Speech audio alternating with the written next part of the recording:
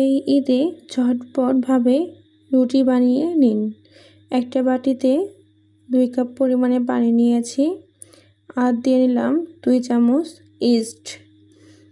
ইস্টটা আমি প্রথমে পানির সঙ্গে ভালোভাবে নাড়িয়ে চাড়িয়ে নিব।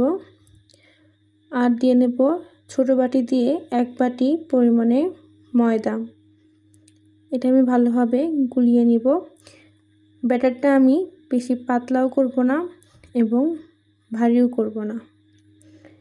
এটা আমি প্রায় আধা ঘন্টার মতন ঢাকা দিয়ে রাখবো যেন ইস্টটা অ্যাডজাস্ট হয়ে যায়। আধা ঘন্টা পরে আমি ঢাকনাটা খুলে দেখি অনেকটাই ফুলে উঠেছে। এটা আমি আবারও ভালোভাবে একটু নেড়ে চেড়ে নেব। দেখেন কতটা পারফেক্টভাবে ফুলে উঠেছে। এর ভিতরে আমি এখন একটা ডিম দিয়ে নিব। আপনারা চাইলে এটাতে 2টা বা 3টা ডিমও দিতে পারেন। আমার এখানে একটা ডিম দিয়ে হয়ে এসেছে।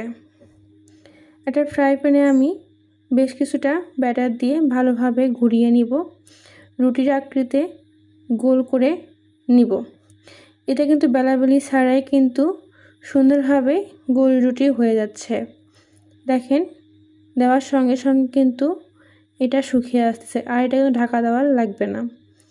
দেখেন আমার কিন্তু রুটিটা হয়ে গেছে। এটা এখন আমি নামিয়ে নিব। এইভাবে আমি সবগুলো রুটি বানিয়ে নিব। দেখেন রুটিগুলো কতটা নরম হয়েছে আর অসংখ্য কিন্তু ছিদ্র হয়েছে। দেখেন এটা খেতে কিন্তু অনেকটাই মজা। আর দেখেন কালারটাও কত সুন্দর এসেছে আর এটা কিন্তু অনেক তুলতুলা হয়েছে। এটার সঙ্গে কিন্তু বুটের ডাল এবং কি মুরগির মাংস চা পান তাই দিয়ে আপনারা খেতে পারেন। দেখেন কত সহজে কিন্তু ছিঁড়ে আসতেছে আর মুখে দিলেই কিন্তু মিলে যাচ্ছে। আপনারা বাড়িতে এইভাবে একবার হলেও ট্রাই করবেন।